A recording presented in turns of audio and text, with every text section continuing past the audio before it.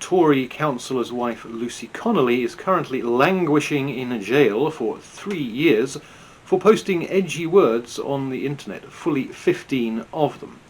And the sentencing judgment, handed down by left-wing establishment activist maniac Melbourne Inman, I am not joking, is an object lesson in total lack of self-awareness and certainty of your personal righteousness and good thinkfulness. And it shows you what you're up against, exactly who the enemy is. Words are very important because people use them without realizing what it's revealing about them, and in that sense they're a very handy tool, and there are quite a few of them here. This whole thing is quite short. I'm only going to focus on the first 4 paragraphs. There aren't all that many anyway. Then I'll show what she actually said, and the rest of it is just the judge giving his sentence, so there really isn't too much more to it than that. So this is where we start. Number 1. Lucy Connolly, you have pleaded guilty to the offence of distributing material with the intention of stirring up racial hatred. Hobson's choice, guilty plea with gun to head. Plead guilty or plead not guilty, be found guilty and get a longer sentence is no choice whatsoever, and no conclusions can be drawn from that. But we can at least be grateful that this was a factual statement. Number 2. Sadly, this is one of a number of cases that this court has had to deal with arising from civil unrest following the very tragic events in Southport on the 29th of July 2024. Sadly. Listen to the world-weary ennui, the disappointed little virtuous head-shaking at those dirty people who just need a bit of a spanking, maybe a bit of a guillotining in my ideal world, contained in that word sadly. What is it doing there? Why sadly this is one of a number of cases? Why is the opinion necessary? Why not just this is one of a number of cases, etc., i.e. keeping it factual? For one thing, that word tells you that this ridiculous creature is anything but sad. His insides are doing little cartwheels of joy at this opportunity to eradicate an undesirable from society, because if he actually was sad, he wouldn't make a thing about it. He would just feel sad inside, and that would be his own necessary expression of his sadness. And he'd say something like, well, you know what, this is one of a number of cases that this court has had to deal with, etc. That first virtue signal, which tells you that this is not a dispassionate judgment, it is an activist monologue, comes in the 3rd line. And the next one comes in the 4th. Civil unrest following the very tragic events in Southport. Why not civil unrest following the events? That would be factual. Why tragic? Nobody died as far as I know. And why amplify it with very, very tragic? Because this is not a dispassionate judgment, it's activist activism. Number 3. As everyone is aware, some people use that tragedy as an opportunity to sow division and hatred, often using social media, leading to a number of towns and cities being disfigured by mindless and racist violence, intimidation and damage, which has been summarised by the prosecution today. Where to even start? As everyone is aware, as everyone knows, this is the most common way that people promote their own opinions. Oh, you know, everyone knows that. Okay, so who is everyone?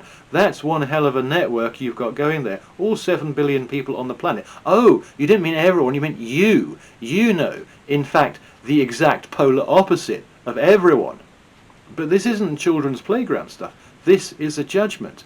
Everyone knows. No, they don't. So, as everyone is aware, some people use that tragedy as an opportunity to sow division and hatred. Far from everybody being aware of what those some people had in mind. I believe those some people would have been more likely to say it was an opportunity to give voice to their disquiet over the stabbing of those 3 girls in Southport by a second-generation immigrant who was symbolic of the horrors of mass immigration.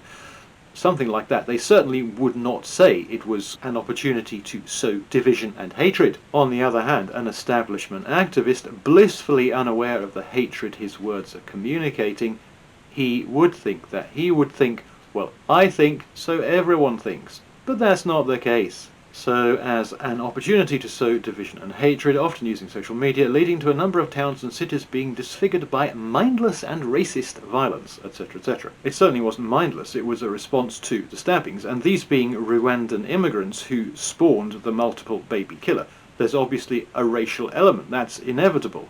There can't not be a racial element because they're of a different race. If these Rwandan immigrants hadn't come here and spawned that multiple baby killer, those girls wouldn't be dead. That's obviously a racial observation. It's a matter of fact. How can it be a bad thing? It's unavoidable. There is clearly a racial element to that. This is all an activist judge's bigoted opinions. It is not fact. And because he has the mindset of a demented establishment activist, he has no awareness of the fact. He has no idea what his words are communicating about himself. The best is last. Number 4. It is a strength of our society that it is both diverse and inclusive, and the rest is just more of the same. I believe the illiterate gentleman in question meant to say it is a strength of our society that it is both diverse and inclusive. Another opinion stated true to form as fact. An alternative one, and notice that I say an alternative opinion, not fact. I'm not the bigot that this judge is. Diverse and inclusive basically meaning more Muslims. It doesn't mean more Australians, more Japanese, more Norwegians, more Swedes. Unfortunately, it means more Muslims. The arguable social fracturing and destruction thereof might make something like it is a weakness of our society that it is both diverse and inclusive just as valid an opinion. I use words like arguably and maybe. This cretin doesn't do that. He states his bigoted nonsense as fact because he has the mindset of an establishment activist. He's not a judge. Job title notwithstanding, he's not a judge. He's a bigoted establishment activist, floating on the warm glow of his own unquestionable righteousness. Might be a good moment here to have a look at the offending comment.